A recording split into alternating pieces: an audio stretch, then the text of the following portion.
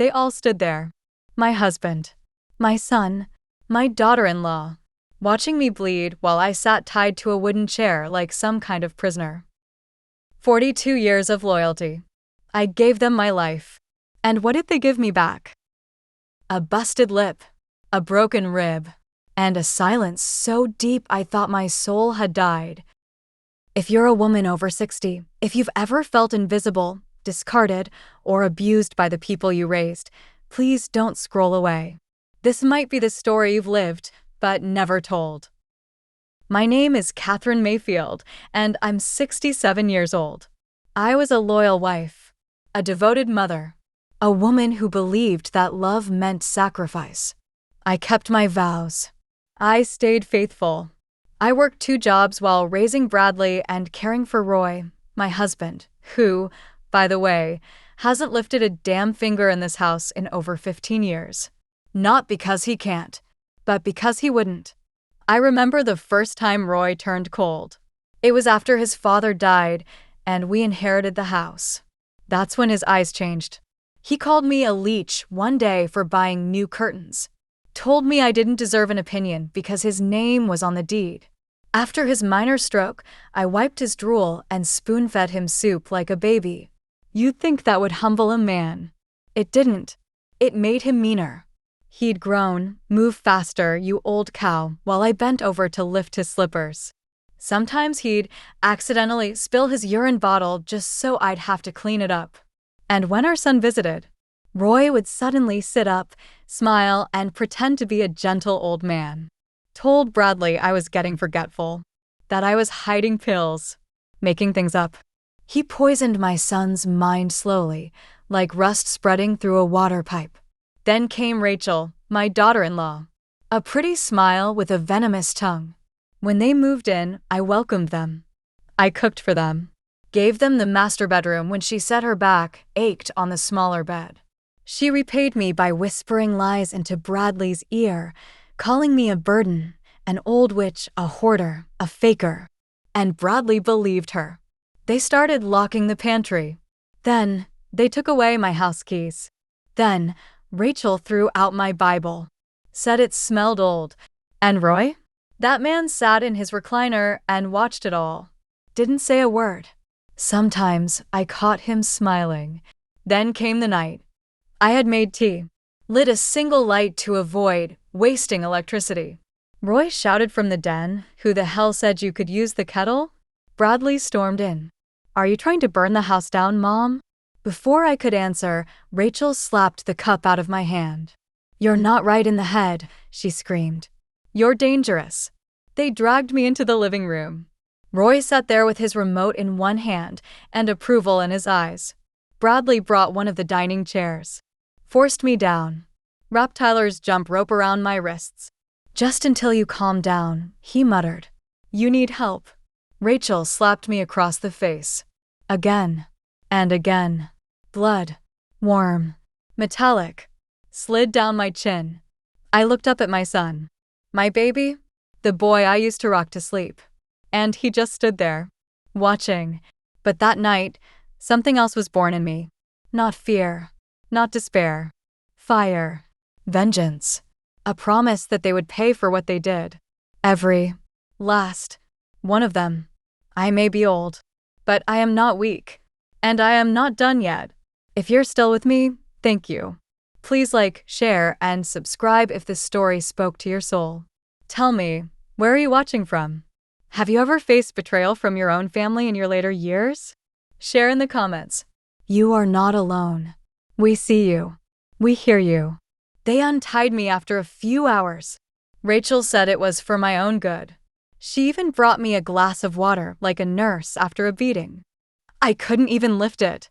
My lip was so swollen, the water dribbled down my chin. And no one, not one of them, looked sorry. Roy sat in his recliner, eating peanuts like it was a normal Tuesday night, watching that crime show he liked. The one where the husband gets away with murder. Bradley didn't speak. He looked past me, like I wasn't there. Rachel stood over me and said, "You need a home, Catherine. A real one. With nurses. Maybe one of those dementia places." I don't have dementia. I don't forget things. I remember everything, like the time I sold my wedding necklace so Bradley could go to college, the time I skipped meals to pay for Roy's medication, the time Rachel miscarried, and I held her in my arms for hours, rocking her like a baby even though she'd once told me I smelled like old milk. I remember every kindness. And now I was being told I didn't belong in my own home. The next morning, I woke up on the floor. My bed had been stripped. Mattress gone. They said it had bugs. I know better. That mattress was mine. It was the only thing in that house not tainted by their presence. They got rid of it like it was a disease. I spent the day in silence, limping. My ribs ached. My jaw throbbed. I looked at myself in the mirror and didn't recognize the woman staring back. And yet, there was something in her eyes. Something sharp. Something cold and clear. Like ice before it cracks. That night, Roy came into the kitchen while I was wiping the counter. He looked at me like a stranger and said, "You were never much of a wife, Kathy. Let's not pretend otherwise." Then he tossed a half-eaten banana on the floor. "Clean that up." I didn't cry. I didn't yell. I just picked it up and whispered, "You'll regret that." He laughed. "Sure I will." But I had already made up my mind. I was going to get out. And then I was going to come back. But not as the same woman. I had a plan. And if you're still listening, know this. If you've ever been dismissed, discarded, or broken down by the people you gave everything to, you are not weak. You are still here. You are still fire. Some people won't understand this pain, but those who do, you are not alone. I waited until the bruises turned yellow. They thought I was defeated, that I'd slipped into the corner of silence they carved for me, that I was no longer a threat. They were wrong. Bradley walked past me every day like I was a ghost. He didn't even look me in the eye anymore. My own son, my baby boy who once cried when I scraped my knee. Now he wouldn't even flinch when his wife split my lip open with her hand. And Roy? My husband of 41 years? He used to be charming once. People always said, "Kathy, you're so lucky to have a man like him." They didn't see the way he punished me with silence, with gaslighting, with words like knives that never left bruises but dug deep into my soul. "You've lost your mind, Catherine," he'd say. "No one wants to hear your whining. Stop acting like a victim. You like the attention." That's the thing about cruel men. They don't always need fists to destroy you. Sometimes all they need is a quiet room and your own trust used as poison. One afternoon, while they were out shopping, I opened the drawer under the coffee table. My hands were shaking. Inside was an old phone. Mine. They'd said they threw it out. They lied. It had no SIM card. But I could still use Wi-Fi. I'd remembered the password. They never thought I would. I turned it on. Waited. That blue light felt like the first breath after drowning.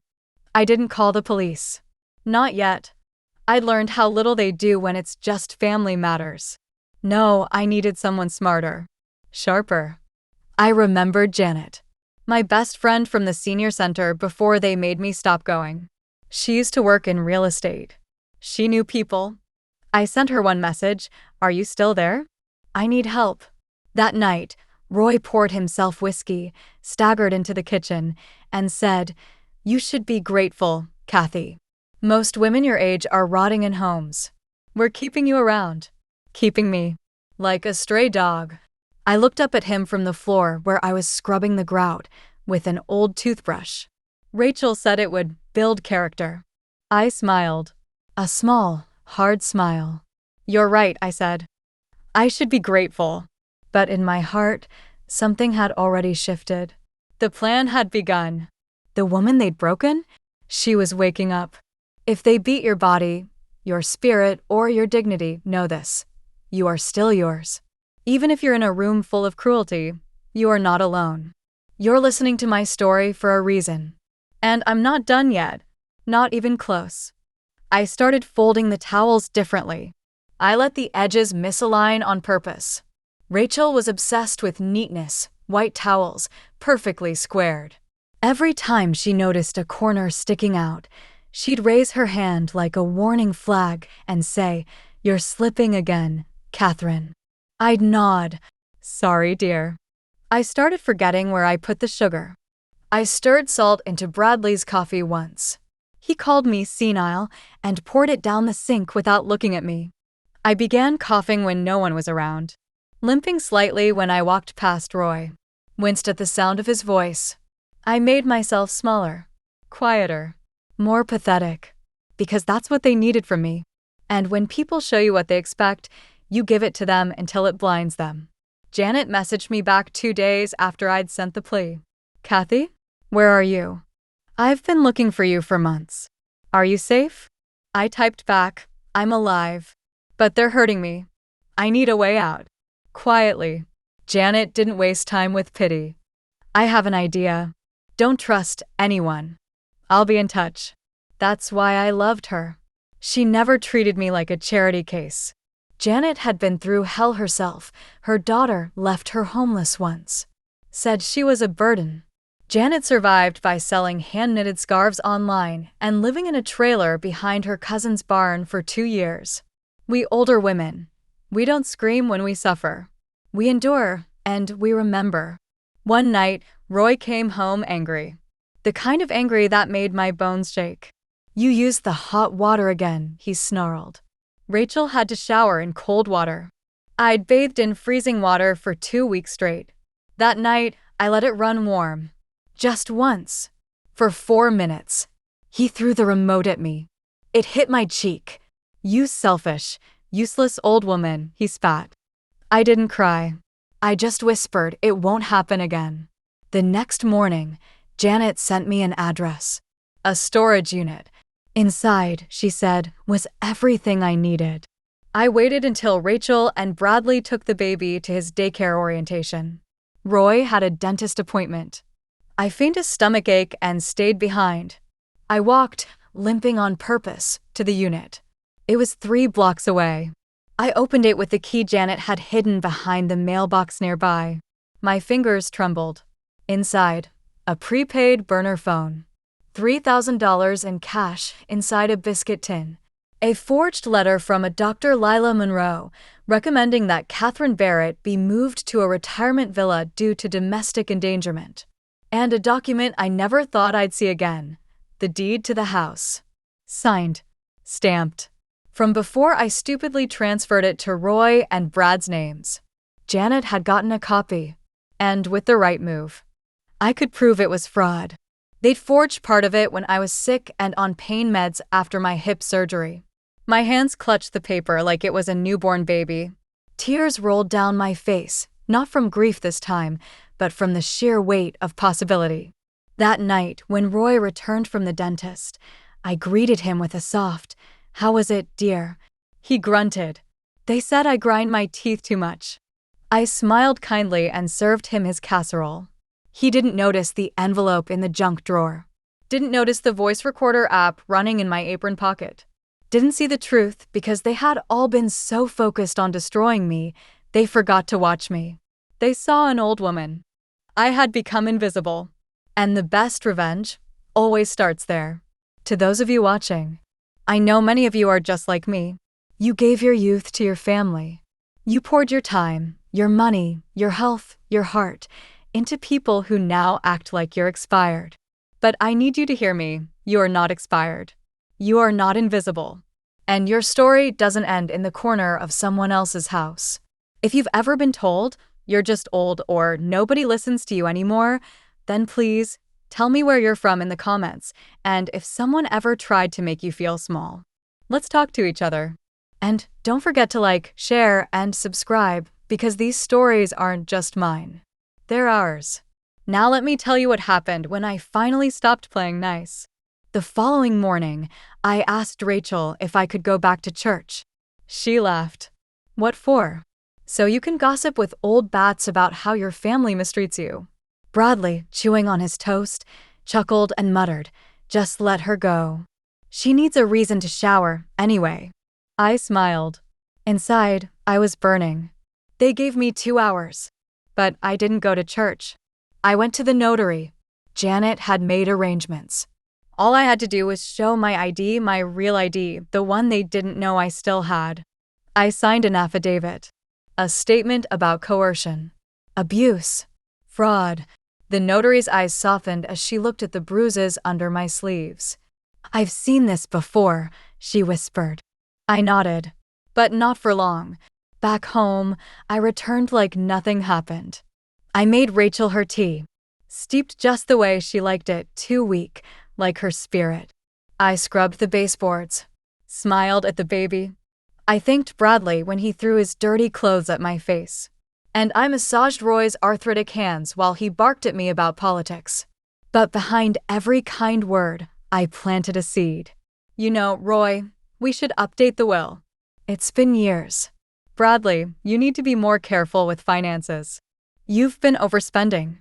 Rachel, what would you do if I weren't around anymore? Who'd do the cleaning?" They never suspected, because they didn't believe I had any power left. That Sunday, I did go to church, but not for Mass. I went to meet them, the ones Janet had told me about. 3 older women. Each one had been where I was.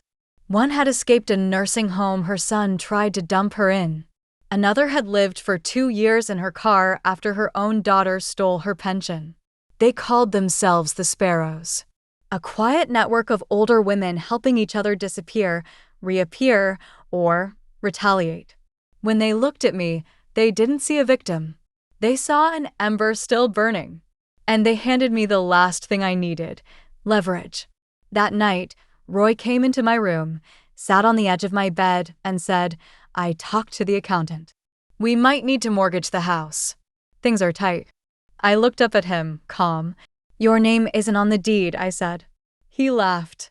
"What are you talking about?" I didn't blink. It never was. And Bradley forged my signature when I was on medication. I have the original. I have statements, notarized, and witnesses. He stopped laughing. "You're bluffing," he said, voice sharp. "Am I?" I whispered.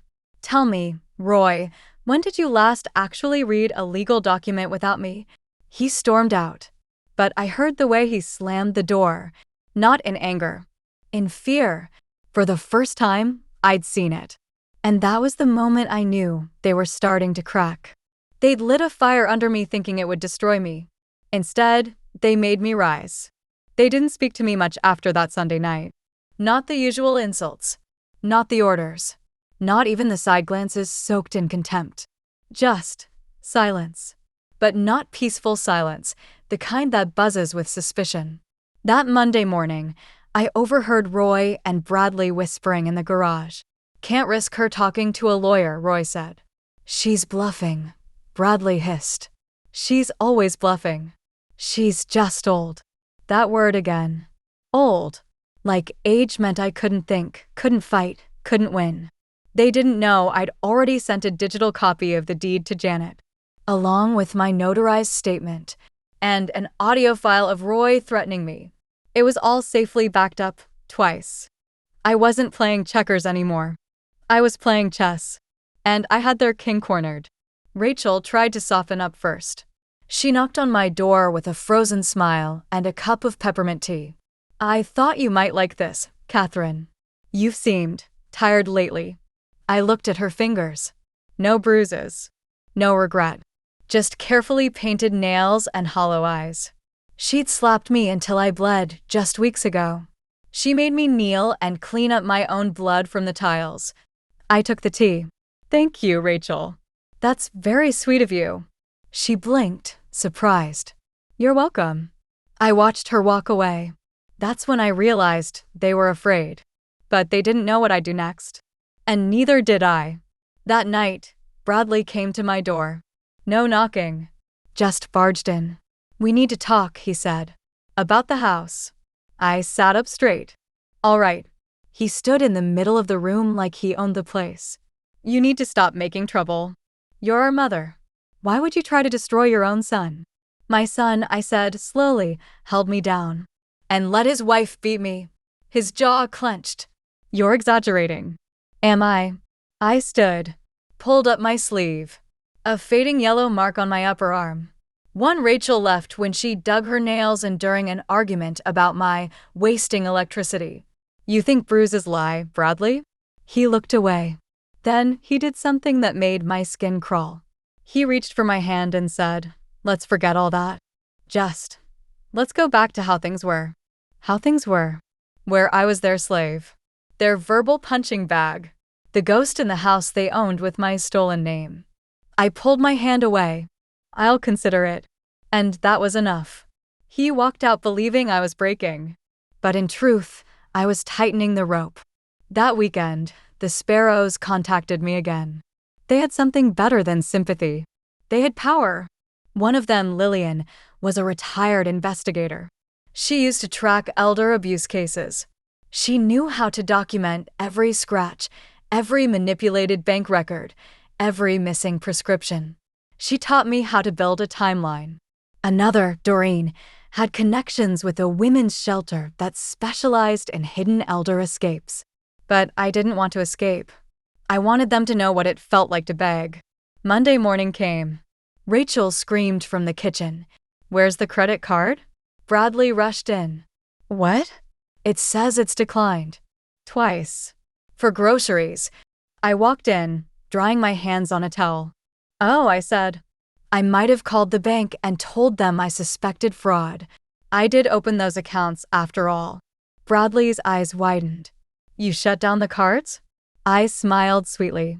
"Just the ones I still had legal rights to." "You've ruined us," Rachel hissed. "No," I said calmly. "I've just paused you. I wanted you to feel a fraction of what it's like to be controlled." Bradley took a step toward me. "You better fix this, touch me," I whispered, "and I'll press charges." He froze. He knew I meant it now. Because the person he used to slap and ignore wasn't standing there anymore. She'd been replaced by someone he couldn't predict. They tried to play nice again after that. Left chocolates at my door. Took me out to dinner once, some cheap diner near the freeway. Told me I looked healthier. But I didn't eat the food. I watched them eat instead. Quietly. Patiently. Because the next step would make them choke. You ever watched a spider trap a fly? It's not instant. It's patient. Calculated. First the web, then the wait. And finally, when the time is right, one precise move. That was me now. Not broken. Not defeated. But waiting for the perfect snap of the trap. You see, I knew Rachel was hiding things. I wasn't supposed to know, but I did. Every Tuesday afternoon, she left the house with a different bag. She told Bradley she was visiting her cousin in recovery. Lie. Her cousin died 2 years ago. I sent flowers. But she always came back more nervous, more eager to see the mail. One day, she slipped. I was folding laundry in the hallway when I heard her whisper to someone on the phone. "No, I told him it's for the second property. He'll never find out. Not unless she talks." Second property? I stood there, socks in my hand, heart beating like a drum in a coffin. They were planning to sell off something that didn't belong to them. Me. So I did what they never expected a woman my age to do.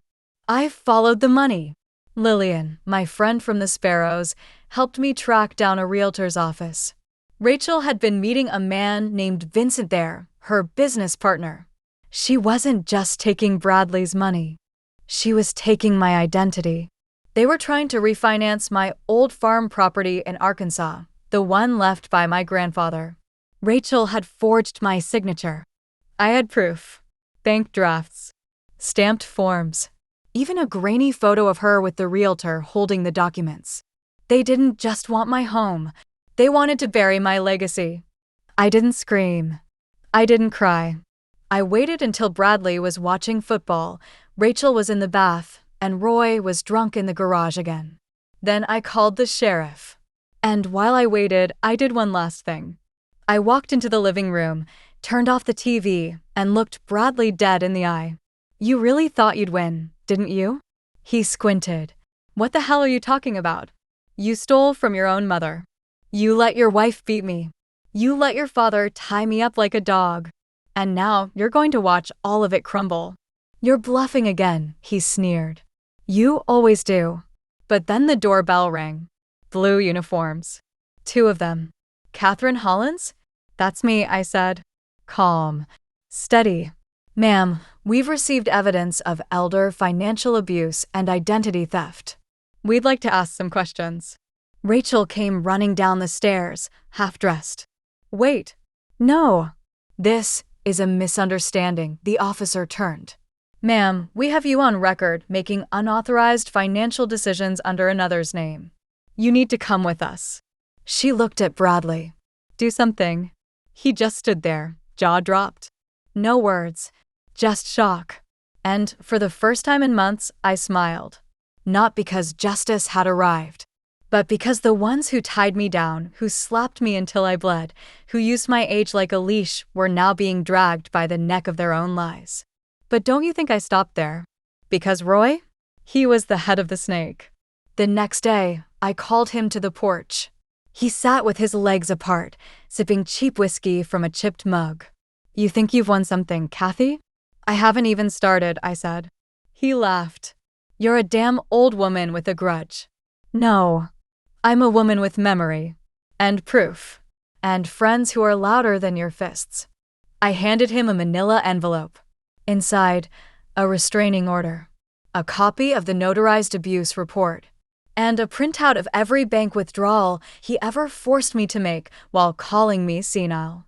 You'll pack your things by tonight, I said. Or I'll have your parole officer meet you here. He froze. See, Roy was already on thin ice. An old assault charge. Probation extended twice. One more slip, and he'd be back behind bars where he belonged. You wouldn't. I already have. That night, I watched him drive away in silence. No goodbye. No glance. Just his taillights disappearing down the road. And me? I poured myself a cup of tea, sat by the window, listened to the wind. The silence was finally mine. But the story wasn't done. Not until every single one of them learned what it felt like to beg. And I would teach them, with fire in my voice and stone in my heart. You ever seen someone choke on their own pride? It doesn't happen all at once. It starts slow, when they realize their smirk doesn't work anymore, when their threats fall silent, when the woman they called weak is the only one who holds the keys. That was me. And they were all choking. After Rachel's arrest, it didn't take long for word to spread. The local paper ran a headline, "Elder Abuse Scandal. Daughter-in-law arrested in identity fraud case." The whispers started in church halls, grocery stores, at the very salon Rachel once mocked me for visiting. But it wasn't over. Bradley still had the gall to stay in my house. He paced around like a confused child, blaming everyone but himself. "It's her fault, Mama," he said one night, his eyes hollow. Rachel twisted me. I didn't mean to let it get this bad. I said nothing, because how do you answer a son who tied you to a chair while your face was bleeding? How do you comfort a man who watched his wife beat his own mother and walked away like it was a spilled glass? No. There are things you do not forget. And some wounds? They don't scab. They stay open. So I gave him an envelope. Inside, the deed to the house. Or rather, the new deed. I changed the name, I told him. It's in mine alone now. His face dropped. You can't do that. I've lived here for 10 years. You lived on me, Bradley. Like a leech lives on flesh. This isn't a home. It's a wound. And I'm done bleeding for you. He left. No hugs. No tears. He left like a ghost. But cruel men don't vanish. They rot. And Roy? He rotted fast. I heard he was staying in a motel outside town, getting drunk every night and pawning off tools just to survive. One night, I got a knock. I opened the door. He was there. Pale. Thin. Trembling. "Kathy," he whispered, "I've got nowhere left." I didn't move. "Please. Just let me stay in the basement. I'll be quiet. I'll fix the plumbing. Just a bed, that's all." I looked at him the same way he looked at me the night he tied me to that chair. The same way he sneered when he watched Rachel slap me over and over while I screamed his name for help. And I said it slowly. "You made me bleed in silence. Now you can beg in the cold. I shut the door, and behind it, I finally cried. Not because I was sad, but because I wasn't scared anymore. But the real twist? It came 2 weeks later. I got a call from the county hospital. Rachel had made bail, but she wasn't well. Turns out, the realtor she scammed wasn't her only partner. She owed money to men who don't ask twice. She had bruises of her own now. Fractured ribs, a broken arm, a shattered ego. And guess who she gave as her emergency contact? Me. Not her husband. Not her parents. Me. They wheeled her out in a chair, head low. She saw me standing by the front desk. Her eyes welled. I have no one, she whispered. Bradley left. My family cut me off. I'm broke. And I'm scared. I said nothing. She reached for my hand. I'm sorry. Still, I said nothing. Then she asked, through a whisper of blood and regret, will you help me? Please. I'll stay anywhere. I'll work. Just don't leave me like this. And maybe in another life, I might have reached out. But not this one. I stepped back. I warned you once. When you slapped me until my nose bled and said I was nothing. I leaned close, whispering so only she could hear, now you get to be nothing. I turned and walked out, left her there, in that cold hallway, in her silence. You see, forgiveness is holy, but sometimes, punishment is justice. And some people, they need to remember. So they never dare again. I never thought I'd live long enough to see them all fall. But I did. And I didn't just watch, I orchestrated it. The same way they once arranged my suffering. Only difference? I didn't need chains or slaps. I had something far more powerful, truth. After I left Rachel at the hospital, I went straight to the courthouse. Not out of anger, out of clarity. I filed for a restraining order against all three, Bradley, Rachel, and Roy. Then I called a lawyer, not just any lawyer, but Claire Delaney, the same one they once refused to let me hire when Roy managed the family finances. Claire took one look at my bruises, the security footage, and the copies of forged signatures I'd collected, and said, Mrs. Monroe, we're going to take everything they tried to steal and hang them with it. I gave her full access to the paper trail Rachel left behind. Fake accounts, loans in my name, a falsified will they'd written to insure the house, and my pension would fall into their hands after I passed away. They really thought I wouldn't make it past that winter. They almost made sure of it. But here I was, alive, stronger. And this time I was holding the pen. I filed for financial fraud, elder abuse, and attempted property theft. And then I waited. Not for justice. For public justice. 3 weeks later, the town's courthouse steps were flooded with media. Everyone wanted a piece of the story. A 66-year-old woman outsmarts her abusive family. The footage of me tied to that chair was leaked. By me. It was hard to watch. I won't lie. My arms bound. My son in the background, eating dinner. Rachel screaming, "You're just a burden." My husband walking by, like it was any other Tuesday. But the world saw it now. And they were furious. The court froze all their accounts. Bradley's business, gone. Roy's pension? Under review. Rachel's bail revoked. She was back behind bars. The house? Safe. In my name alone. But I wasn't done. There was one more thing they valued. Something I knew would hurt more than poverty. Pride. So I scheduled an estate auction. All of Roy's vintage tools, watches, and the fake antiques he used to brag about were sold. Bradley's gaming consoles, gadgets, and even the gym equipment he never used all gone. And Rachel's closet full of designer knockoffs? Gone. Sold to people who never mocked me. Sold to mothers who raised their kids with kindness. The auction wasn't just about money. It was a message. The town came. Neighbors watched. And I stood at the end, sipping coffee while they picked over the skeletons of my former prison. I saw Roy watching from across the street, his hands in his pockets, his mouth trembling. Bradley was beside him. They didn't even look at me. They knew. They had nothing left. But the twist? It came after the auction. A letter. Slipped under my door.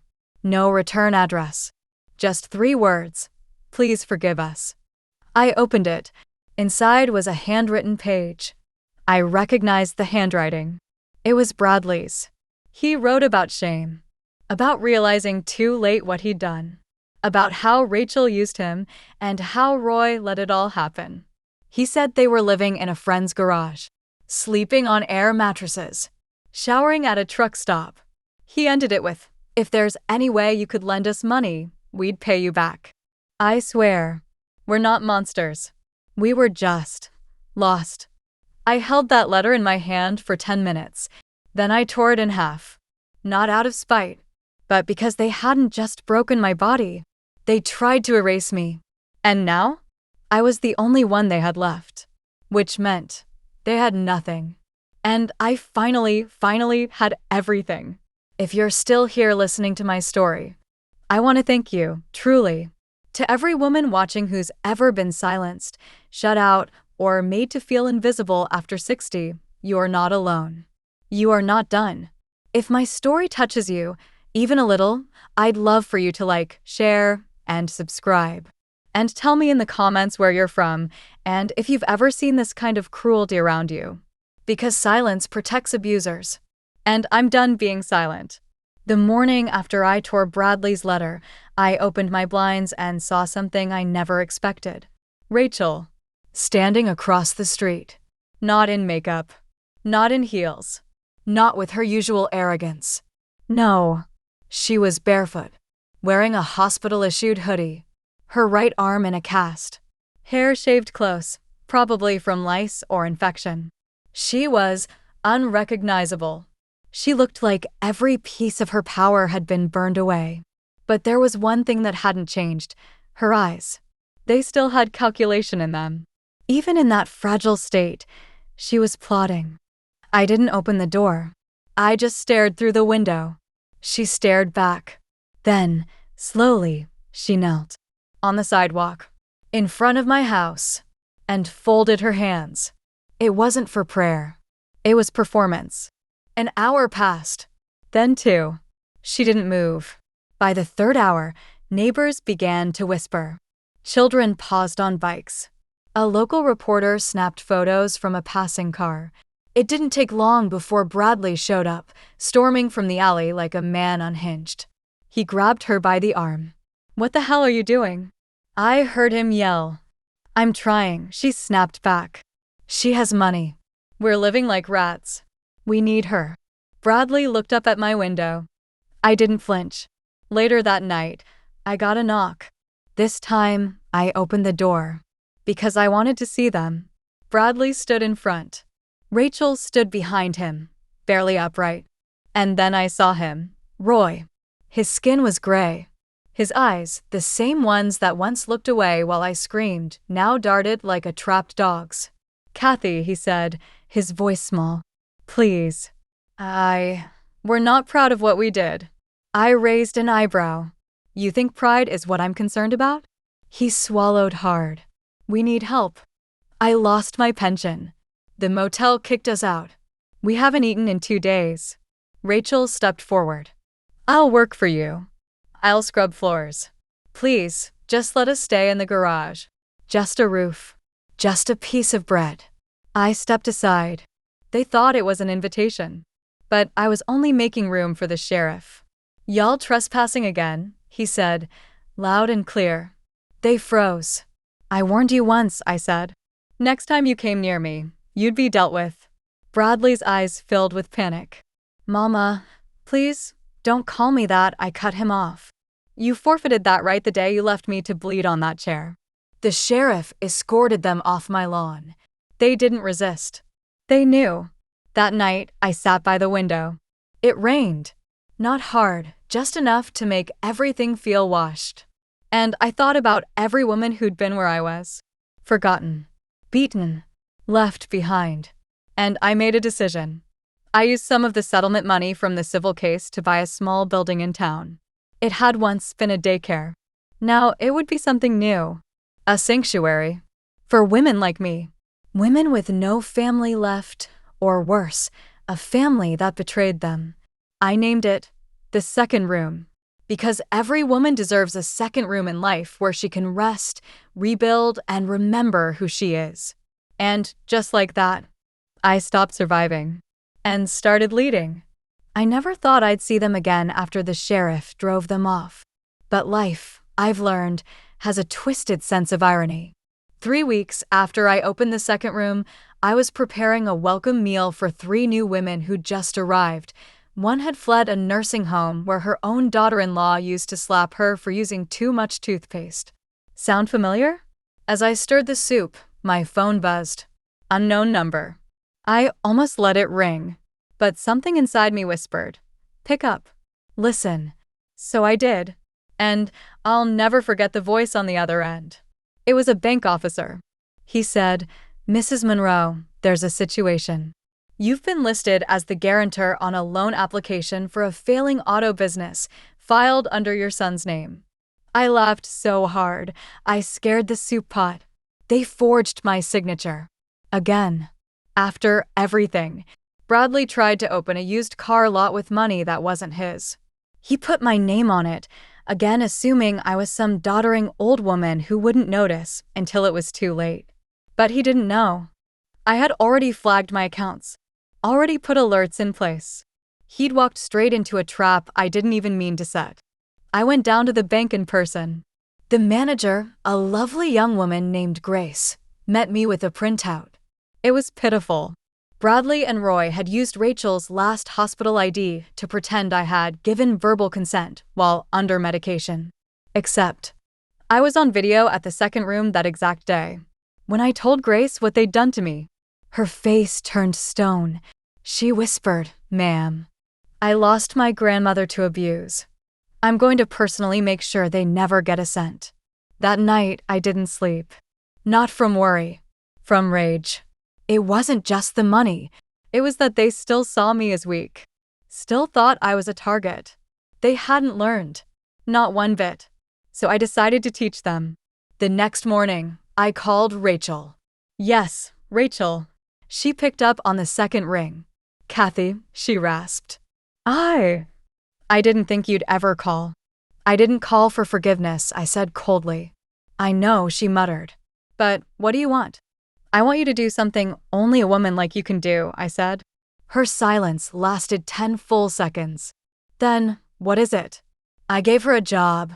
Not for mercy, for exposure. She would clean the toilets at the second room, scrub the floors where broken women found strength again, cook for women who had nothing, just like she did now. She was desperate, and she agreed. But what she didn't know was that I had already told the women her story. The abuse, the violence, the way she'd laughed while slapping me. And those women? They didn't spit on her. They didn't strike her. They stared at her, with eyes that saw straight through her. And that was the punishment. She cleaned in silence. Every single day. Bradley came next. He begged to work for me, to rebuild the bond. So I let him, but not inside the house. I had him dig a trench for a garden I'd never plant. For 3 weeks, he sweated in the sun, pulling rocks, lifting dirt, and asking me with his eyes if it was enough. It never would be. Roy? I didn't let him near me. I had Claire file a lifetime restraining order. He now sleeps in a halfway shelter, too ashamed to show his face in town. I heard from someone at the grocery store that he spends his days fixing old radios for meals. Good. Let him hear the static. Let him listen to the silence that came after I screamed his name that day, and he walked away. You see, forgiveness is an ode, especially when they are only sorry because they're hungry. But I wasn't done yet. Oh no. I had one more act of justice left, and it would be broadcast across every eye in town. They made me a joke. They made me invisible. Now, I'd make them remember me forever. No mercy. No warm dinners. Only cold consequences. The same way they once served me. They say shame is a private thing. But the humiliation they carved into me wasn't private, was it? Tied to a chair, bleeding while they laughed. Whispered about me like I was senile, useless, disposable. So I made a decision. If they could parade my pain behind closed doors, I would parade their shame in the open. Every year, our little town hosts a charity street fair. Small booths, homemade pies, raffles, performances. This year, the second room was invited to participate, and I had a special idea. We'd hold a public showcase of invisible survivors' stories of women over 60 who were abused, neglected, or forgotten, and who rose. Women would sit behind veils and tell their stories aloud on a microphone, without names. No shame, just truth. I announced it in the local paper. Guess who saw the ad? Rachel. 2 days before the event, she came to me in tears. I know what I've done, and I know I can't fix it, but maybe I can help those women. Maybe I can help you. I stared at her. You want a mic? After everything you've done? She shook her head quickly. No, I want to serve them drinks. Wipe down the chairs. I just want a place. A place. That word. That simple word. She stole my place once. My place in my own home. My place in my own family. But now she was asking to serve the very people she used to mock. I let her. But I made one rule. She would wear a tag that said, volunteer, former abuser turned servant. It wasn't just for honesty. It was for visibility. Because women in pain need to see what repentance looks like. And more importantly, what justice looks like. The fair day came. Sun high, flags waving, music playing. And in the middle of it all, our white tent, veiled chairs, a microphone, a line of folding seats filled with women, old and young alike. I told my story again, not behind a veil this time. I stood proudly, silver hair up, wearing the same blouse they once tore at my shoulder. The crowd went silent. Some cried. One young woman whispered to her mother, "That's what strength looks like." Then I did the unthinkable. I invited Rachel to the microphone, not to speak, but to wipe it clean after each speaker. And every time she stepped forward, every time her hands shook, she had to face what she never wanted to admit, that the world knew. And I stood tall behind her. Bradley showed up halfway through the event. He didn't expect the crowd, didn't expect the photos, didn't expect to see his mother in front of 200 people telling the truth he'd buried. He stood in the back, clutching the flyer. Didn't speak, didn't blink, just stared. Until I locked eyes with him and smiled. Not kindly, but with power. The kind he thought he had stolen from me. After the event, a reporter came up to me. She asked, "Aren't you worried they'll say this is revenge?" I looked her dead in the eye. "No," I said. "This isn't revenge. This is memory. I want them to remember. Every damn day." She paused, then nodded, because she knew. Later that night, back at home, I lit a candle in the living room. I sat in silence. Not because I was lonely, but because silence finally felt like peace, not punishment. And just as I was about to blow it out, a knock. I opened the door to find Rachel on her knees. Literally. "Mama Monroe," she whispered, voice hoarse.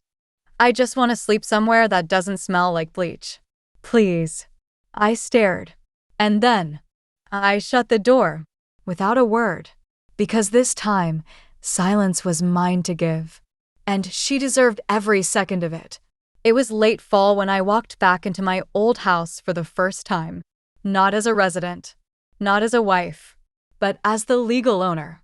After all the mess they made, the debts, the forgery, the lies, a lien was placed on the property. The house went into auction. And guess who showed up with quiet cash and a sharper spine? That's right. Me. I brought no lawyer, no friend, no notary. Just a key. And a box. The walls still smelled like Rachel's cheap perfume and fried onions. The chair I was tied to still sat in the corner, half covered with a sheet like they were trying to pretend it never happened. Like they forgot. But I didn't forget. I remember how the ropes burned my wrists, how the wood splintered under my back as I begged my own son with my eyes to stop his wife from slapping me. He looked away. He left the room. He left me.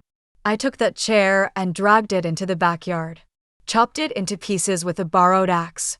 Each splinter, each crack of wood, felt like striking the memory itself. Then I threw it into a barrel and lit a match. I didn't cry. The tears had already dried inside me long ago. What I did next, that was the true ritual. I walked to the old closet, took out a dusty tin that held every photo they ever tried to hide from me. Family dinners, birthdays, Rachel cradling my grandson while giving me that smug, closed-lipped smile. I didn't burn the photos. No. I placed them in the box, wrapped it in silver paper, and I mailed it to Rachel's last known address with a note that said, "You took my family. Keep the pictures." I've got a new one now. They called me again, weeks later. First Roy. He was crying, saying the nursing home had turned him away. Then Bradley, begging me to co-sign just one more loan, promising it was for the kids. And Rachel, oh Rachel. She didn't call. She showed up, with a black eye, said it came from someone at a shelter who found out what she'd done. Apparently, abuse leaves scars on more than one generation. She stood on my porch in the rain and said, "Please, Kathy. I know I did wrong, but I'm sick. I need meds. If you don't help me, I'll end up dead." I looked her in the eye and said what no one ever had the guts to tell me when I was crying.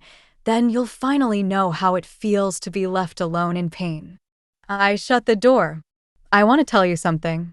When people say revenge won't heal you, they're half right. It doesn't heal you, but it restores you. It puts your name back where they tried to erase it. It lets you walk into a room with your spine straight and your spirit whole. It tells the world, I am still here, and you will not define me. The women at the second room, they started calling me the Iron Widow. I didn't correct them, because maybe I did lose a husband, a son, a whole branch of my family tree, but what grew in place of that was firewood, fuel, strength. I wasn't a widow in grief. I was a widow in power, and that box I mailed them, I knew they'd open it, see their smiling faces, their wedding cakes, my teary eyes behind them in every photo. But the box was empty underneath the last photo. No letter, no apology, just the truth. Their past was now a keepsake, and I was the one who gave it away. You ever seen a man auction off his own mother's jewelry? I have. It was a Saturday. Cool breeze, sunny skies, and a sign outside the old storage unit that read, "Estate sale, all must go." And there he was, my son, Bradley Monroe, wearing a baseball cap low over his eyes, as if shame could be hidden under a brim, selling off my pearls, my wedding silver, my grandmother's music box, the one I used to wind up and cry to when Roy would hit the walls in anger. He didn't know I was watching, but I was, behind a tinted car window, quiet, still, like a ghost who refused to die. Let me tell you what it looks like when the soul begins to rot. Bradley's hands were shaking, not from guilt, from desperation. He owed money. He'd maxed out 3 credit cards. And Rachel had vanished. The woman who once beat me while I was tied up like a dog had apparently run off to Las Vegas with some 22-year-old tattoo artist. She left a note behind that read, "I deserve more." Well, she wasn't wrong. She did deserve more. More punishment. I waited until the final item was placed on the table, a small framed photo of me holding baby Bradley. He must have found it buried in the garage. He was trying to sell my face. I stepped out of the car. People turned. Some gasped. Bradley's eyes widened. "Ma?" I walked straight up to the table, picked up the photo, and said calmly, "This isn't for sale." "It never was." He stammered. I just thought." "You never thought. That was always the problem." He blinked like a lost boy. "I need money, Ma." I leaned close enough for him to smell the lavender oil I now wore, the scent of peace. And I needed mercy. but you tied me to a chair. Let me tell you what I did next. I pulled out my checkbook, wrote a donation to the women's shelter down the street, $10,000 under his name. Then I walked up to the auctioneer and bought everything on the table. Jewelry, silver, my photo, even my old slippers. I told them to box it all. And in front of Bradley, I gave it to a trembling older woman standing in the corner. A stranger. Make a home, I told her. Start fresh. Tears fell down her cheeks. Bradley just stood there, stunned, as the crowd clapped. Not for him. For me. Because truth always finds its audience. He came to my car afterward. I'm sorry, Ma. Please, help me. I looked him square in the face. You sold me once already. Don't expect me to buy you back. Then I got in and drove off. Some people say that was cruel. Let me ask you, was it cruel when they beat me? When they starved me for 2 days in my own home? When they emptied my savings and called me senile? Cruel isn't justice. Cruel is what they did. Justice is what I'm doing now. You know what's left behind at estate sales? Not just furniture and jewelry. Regret, rot, and, sometimes, redemption. But only for the brave. Only for those willing to pay for what they took. And Bradley? He still couldn't afford it. To anyone listening, if they stole your voice, speak louder. If they buried your strength, dig it back up. And if they ever made you feel like a guest in your own life, then this chapter is yours. Because this is the night I took my house back. You remember that old house? The one with the rusted hinges and creaky stairs where I was once tied like a sack of garbage? Well, it stood empty now. The court had finalized the repossession. My name, Catherine Eleanor Monroe, was etched back onto the deed like it had never been erased. I stood at the front gate with new keys in my hand and a locksmith beside me. He looked confused. Ma'am, no one lives here now, right? I smiled. Exactly. Let's make sure it stays that way. That night, I walked room to room. Fresh locks, fresh paint, fresh fire in my chest. I lit candles in every corner like I was baptizing it back from the dead. In the bathroom, I stared at the mirror they once smeared with my lipstick, crazy old bat. I didn't scrub it. I replaced the mirror and kept the old one in the attic, not as a keepsake, as evidence, in case I ever forgot how far I came. At midnight, I heard the knock. Low, desperate, rhythmic like a heartbeat choking on panic. I opened the door just enough to see Bradley standing there, drunk, rain dripping from his lashes, one shoe missing, face hollow. Ma, he mumbled, I've got nowhere else to go. I blinked once. Rachel left me, took everything. She said I was a loser. He laughed, a sound more pitiful than joyful. I guess I am. He leaned on the doorframe. Let me in. Just one night. I stepped outside, pulling the door shut behind me. No. Please. No. His shoulders slumped. You are my mom, he whispered. I corrected him. I am your mother. But you're no longer my son. His mouth opened. But I wasn't done. You broke me. Watched while they humiliated me. And now you want comfort. I pulled a small envelope from my pocket. Inside it, a photo. The last one I ever took with him before the nightmare began. I handed it to him. This is all that's left of you in my life. A picture. A memory. And now it's yours. I don't need it anymore. Then I walked back inside and locked the door. Let me tell you what happened next. I sat down in the same kitchen where they once called me deadweight. Only now it was mine. I brewed myself a cup of peppermint tea, pulled out my journal, wrote 5 words. They knocked. I didn't answer. You see, survival is not just about living. It's about choosing who gets access to you. And I chose me. Not him. Not Roy. Not Rachel. The next day, I held a brunch at the house. Invited every woman from the second room. Laughter filled the hallways that once echoed with cruelty. One of the women, Miriam, 73, who left a husband that called her furniture, looked around and whispered, This place feels like a resurrection. And maybe it was. Not of the house. Of me. So to anyone watching or listening, if you're over 60 and feel invisible, I see you. If they betrayed you and expect forgiveness, don't hand it out like candy. Let them knock. Let them plead. Then lock your damn door and pour yourself a cup of strength. Because we're not the weak ones. We were just waiting to remember who we are. It was Thanksgiving. The world outside was picture perfect. Golden leaves on the driveway. Children riding bicycles in coats 2 sizes too big. Pies cooling on windowsills. And inside my house? Silence. No turkey. No guests. No folded napkins or grateful banners. Just me, a woman who used to cook for 10. Now choosing to cook for 1. And I wasn't lonely. I was liberated. But fate, oh fate, she's got a sick sense of humor. Because just as I sat down to eat, someone knocked. Again. Not Bradley. Not Rachel. Roy. I hadn't seen my husband, my former husband, since the court ruled in my favor. He looked smaller. Not thinner. Just reduced. Like all the cruelty had eaten away at his bones. He was holding something. A pie.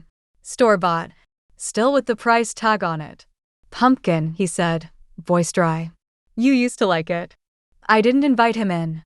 I didn't speak. He shifted uncomfortably. I live in a motel now. Not that it matters. I raised an eyebrow. He looked down at the pie. I ruined everything. You were the only one who ever. His voice cracked. I don't have anyone left. I waited. Then he said the thing I never thought I'd hear. I was jealous of you. That stunned me. Jealous? Of what? You had kindness, he said. People loved you. Not because you demanded it, because you deserved it. I couldn't take it. I wanted to crush it. And crush it he did. With fists. With words. With silence that cut deeper than screams. But now, here he was. An old man holding a pie like a peace offering made of sugar and shame. I took the pie.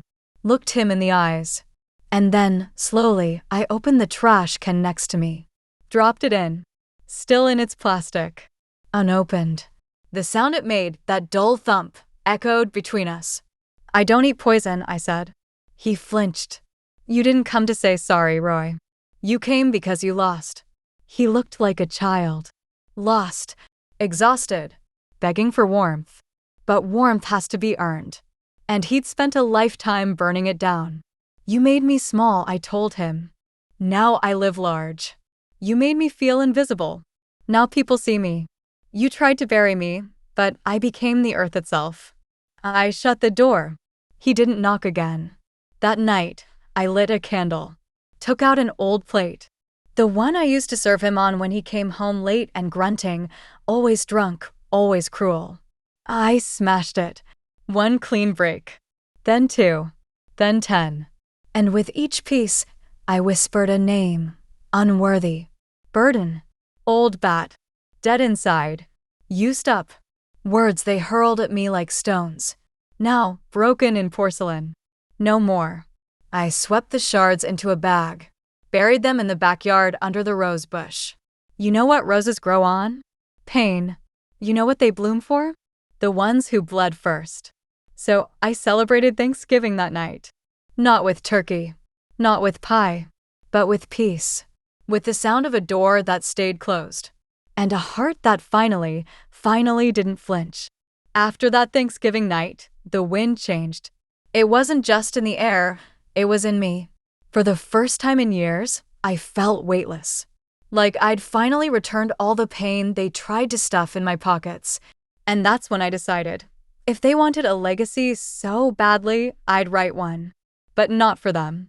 I sat at my new desk in the sunroom, the one they used to lock from the inside so I wouldn't bother guests. Now it was mine. With every stroke of the pen, I wrote not a will, but a warning.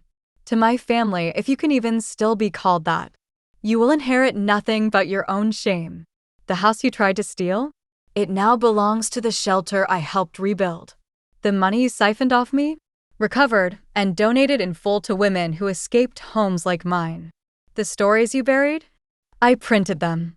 And the name you mocked, Catherine Eleanor Monroe, is now carved into the cornerstone of a women's legal fund in the city. I signed it, sealed it, and gave a copy to my attorney. Because if they thought they could outlive my voice, they had another thing coming.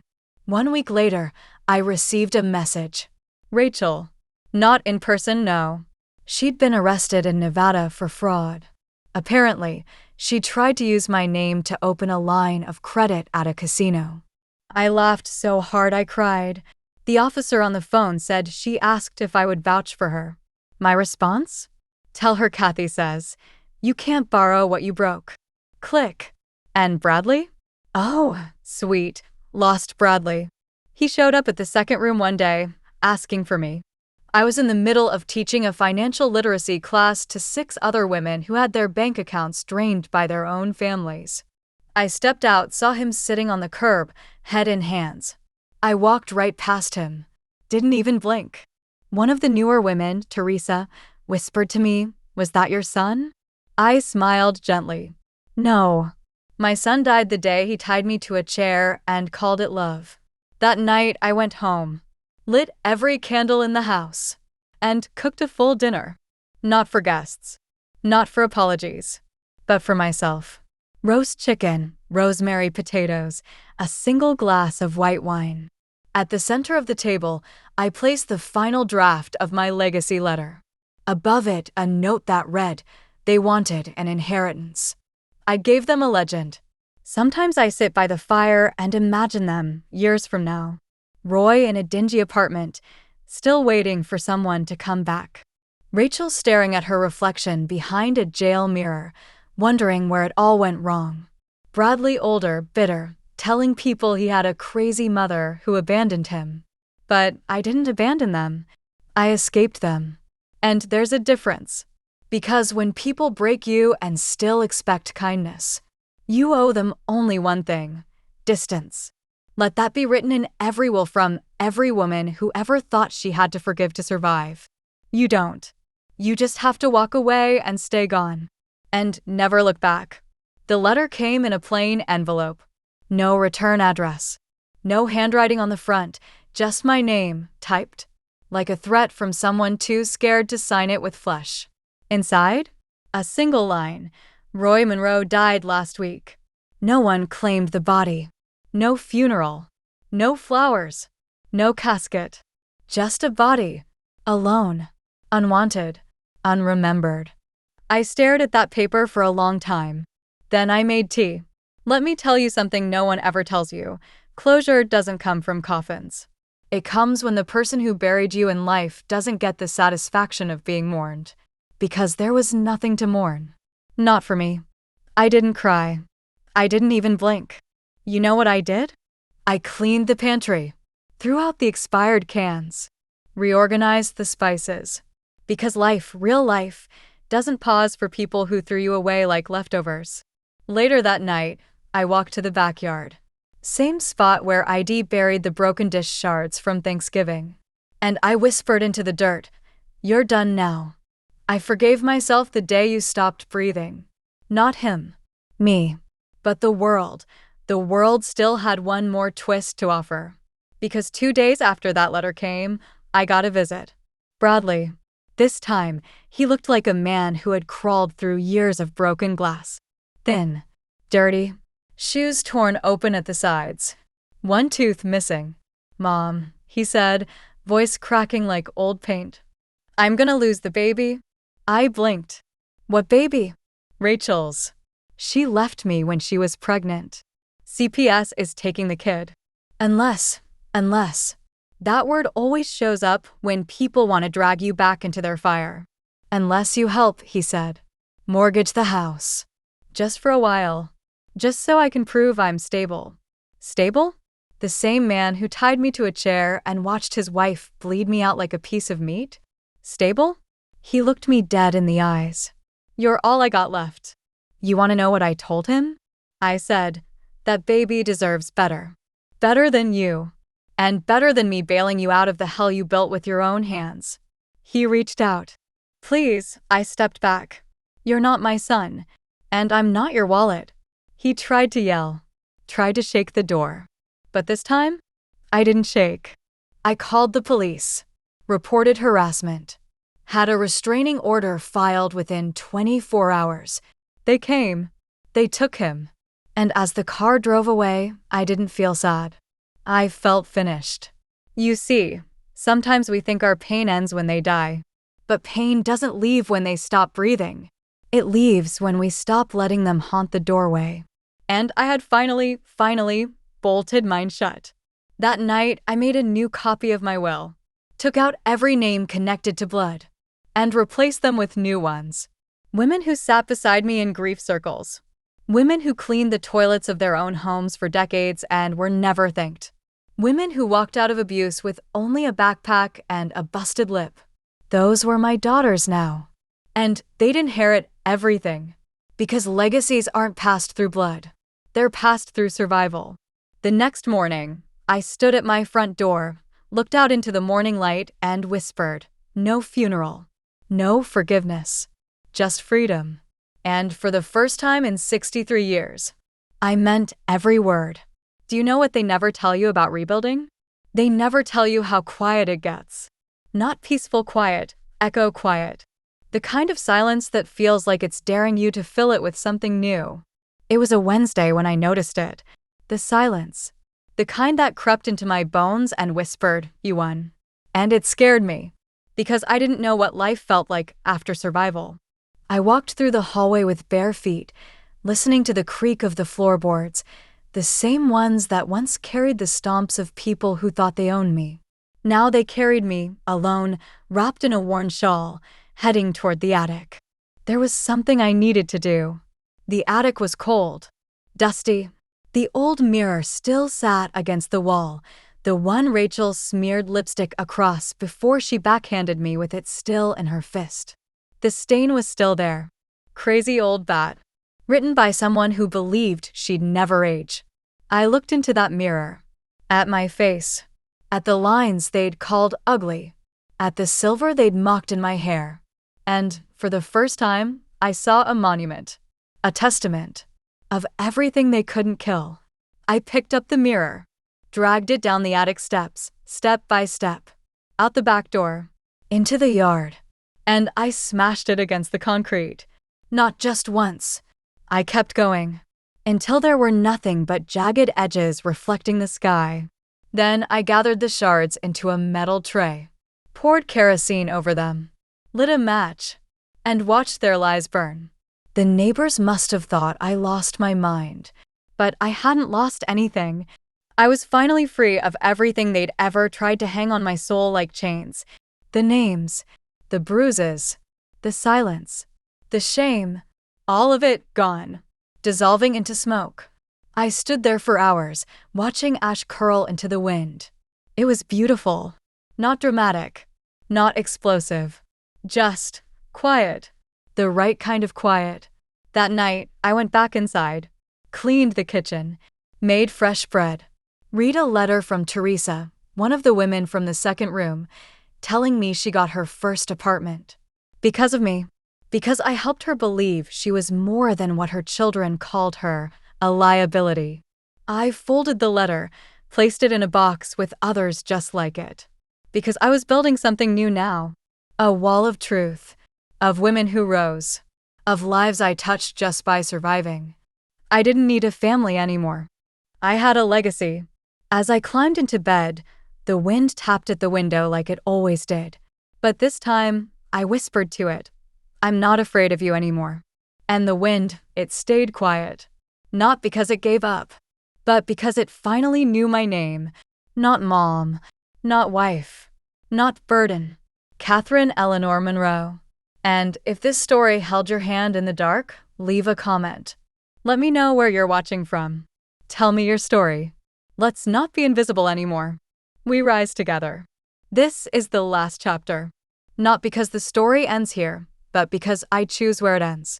And this time, I get to choose. It was a Sunday morning. The kind where everything glows just a little too golden. You'd think it was peace. But I knew better.